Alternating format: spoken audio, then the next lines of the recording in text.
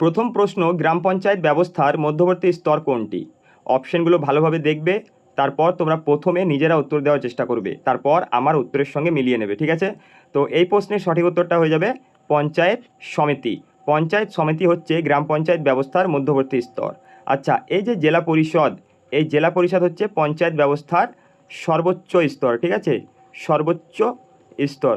তো এক্সামে যদি জিজ্ঞেস করা হয় যে পঞ্চায়েত ব্যবস্থার সর্বোচ্চ স্তর কোনটি, তখন উত্তরটা হয়ে যাবে জেলা পরিষদ। মধ্যবর্তী স্তর পঞ্চায়েত সমিতি। আচ্ছা, এবার রইল কি সর্বনিম্ন স্তর।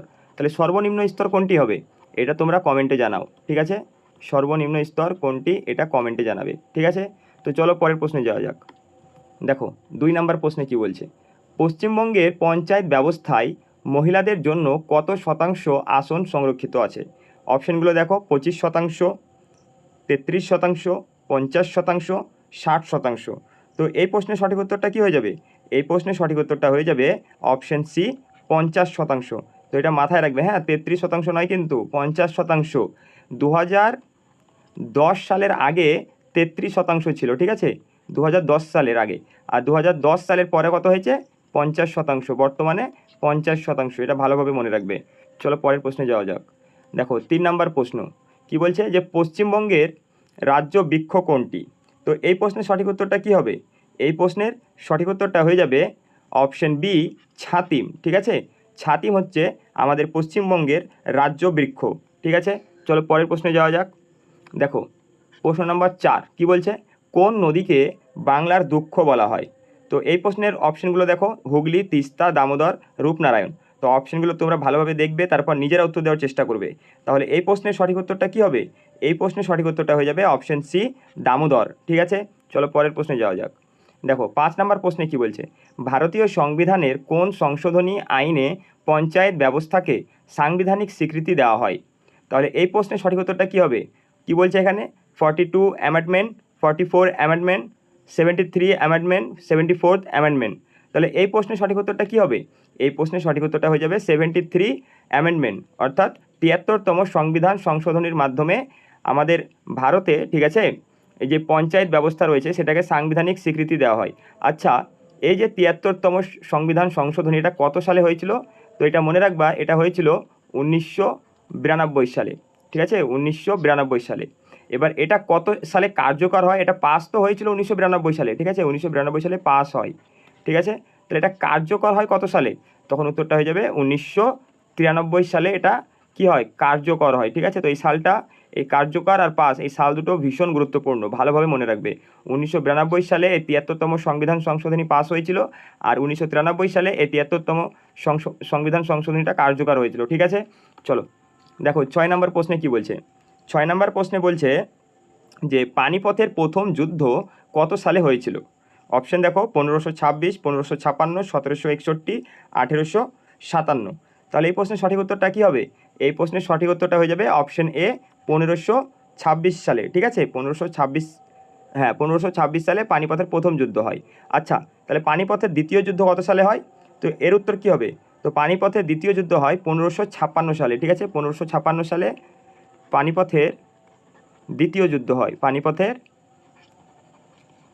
দ্বিতীয় যুদ্ধ, ঠিক আছে?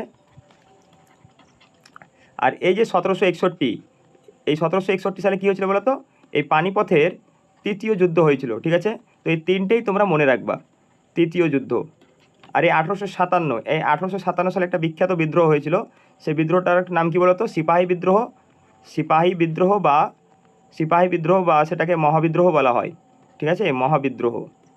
তো প্রশ্নে যদি জিজ্ঞেস করা হয় যে মহাবিদ্রোহ বা সিপাহী বিদ্রোহ কত সালে হয়েছিল, তখন উত্তর হয়ে যাবে 1857 সালে। চলো পরের প্রশ্নে যাওয়া যাক। দেখো 7 নম্বর প্রশ্নে কি বলছে, রক্ত তঞ্চনে সাহায্য করে কোন ভিটামিন? অপশন কি বলছে, vitamin A, vitamin C, vitamin D, আর ভিটামিন কে। তাহলে এই প্রশ্নের সঠিক উত্তরটা কী হবে? এই প্রশ্নের সঠিক উত্তরটা হয়ে যাবে অপশন ডি, ভিটামিন কে, ঠিক আছে? ভিটামিন কে এর অভাবে রক্ততঞ্চন ব্যাহত হয়, ঠিক আছে? আর এই ভিটামিন কে যদি ভালো থাকে তাহলে সেটা রক্ততঞ্চনে সাহায্য করে। আচ্ছা, এই ভিটামিন এ এর অভাবে কী হয় বলো তো? মনে রাখবা, এই ভিটামিন এ এর অভাবে রাতকানা রোগ হয়। কি? রাতকানা, ঠিক আছে? রাতকানা রোগ হয়। আচ্ছা, ভিটামিন সি, ভিটামিন সি এর অভাবে কোন রোগ হয় বলো তো? ভিটামিন সি এর অভাবে রোগ হয় স্কারভি, এটা খুবই গুরুত্বপূর্ণ, স্কারভি, স্কারভি রোগ হয়, ঠিক আছে। আর ভিটামিন ডি, এই ভিটামিন ডি এর অভাবে কোন রোগ হয়? মনে রাখবা এই ভিটামিন ডি এর অভাবে রিকেট রোগ হয়, ঠিক আছে। রিকেট এটা বাচ্চাদের, ঠিক আছে। রিকেট রোগটা হয় বাচ্চাদের। আর বড়দের হয় অস্টিওম্যালেসিয়া, ঠিক আছে। অস্টিওম্যালেসিয়া। তো প্রশ্ন যদি জিজ্ঞেস করা হয় যে অস্টিওম্যালেসিয়া বা রিকেট রোগ কোন ভিটামিনের অভাবে হয়, উত্তরটা হয়ে যাবে vitamin D. Scurvy, vitamin C, রাতকানা, ভিটামিন এ। চলো পরের প্রশ্নে যাওয়া যাক। প্রশ্ন নাম্বার 8, গ্রাম পঞ্চায়েতের প্রধানকে কে নির্বাচন করেন? অপশন কি বলছে? গ্রামের সাধারণ মানুষ, বিডিও, নির্বাচিত পঞ্চায়েত সদস্য, জেলা শাসক। তো এই প্রশ্নের সঠিক উত্তরটা কী হবে?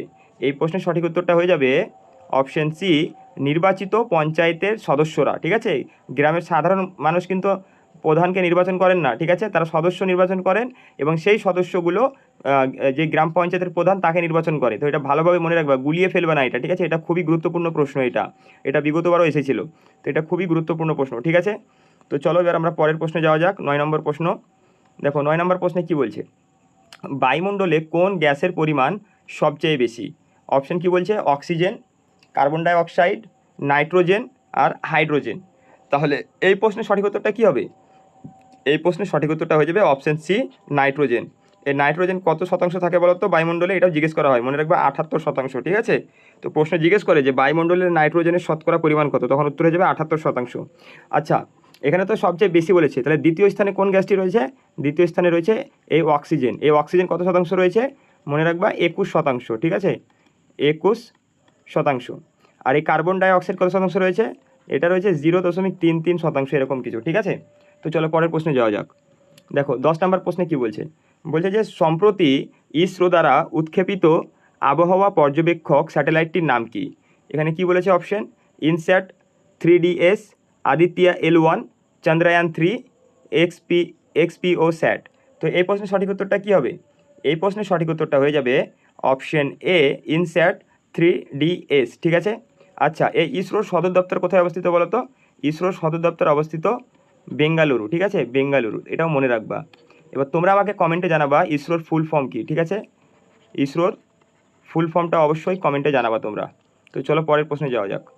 দেখো 11 নম্বর প্রশ্ন, গ্রাম পঞ্চায়েতের বার্ষিক বাজেট কে অনুমোদন করেন? এটা খুবই গুরুত্বপূর্ণ প্রশ্ন, ঠিক আছে। গ্রাম পঞ্চায়েতের বার্ষিক বাজেট কে অনুমোদন করে? অপশানগুলো দেখো, বিডিও, জেলা শাসক, কি বলছে, গ্রাম সভা আর পঞ্চায়েত সমিতি। তাহলে এই প্রশ্নের সঠিক উত্তরটা কী হবে? এই প্রশ্নের সঠিক উত্তরটা হয়ে যাবে অপশন সি, গ্রাম সভা, ঠিক আছে। এই গ্রাম সভায় গ্রাম পঞ্চায়েতের বার্ষিক যে বাজেটটা হয়, ঠিক আছে, সেটা অনুমোদন করে থাকে। তো চলো পরের প্রশ্নে যাওয়া যাক। দেখো 12 নম্বর প্রশ্নে কি বলছে? গ্রাম পঞ্চায়েতের সদস্য হওয়ার জন্য ন্যূনতম বয়স কত? অপশন কি বলছে? 18 বছর, 21 বছর, 25 বছর, 30 বছর। তো এই প্রশ্নের সঠিক উত্তরটা কী হবে? এই প্রশ্নের সঠিক উত্তরটা হয়ে যাবে 21 বছর, ঠিক আছে। 21 বছর যদি তোমার হয়ে থাকে তবেই তুমি গ্রাম পঞ্চায়েতের সদস্য হওয়ার জন্য যোগ্যতা অর্জন করবে, ঠিক আছে। এই 18 বছরটা হচ্ছে ভোটদানের বয়স, ঠিক আছে। তো এই 18 বছর কেউ করে এসো না যেন, 21 বছর হচ্ছে আমাদের সঠিক উত্তর। তো চলো পরের প্রশ্নে যাওয়া যাক। দেখো 13 নম্বর প্রশ্ন কি বলছে? পশ্চিমবঙ্গের রাজ্য প্রাণী কোনটি?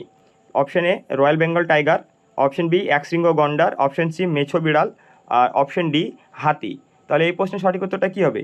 এই প্রশ্নের সঠিক উত্তরটা হয়ে যাবে অপশন সি, মেছো বিড়াল, ঠিক আছে। এই মেছো বিড়াল হচ্ছে পশ্চিমবঙ্গের রাজ্য প্রাণী।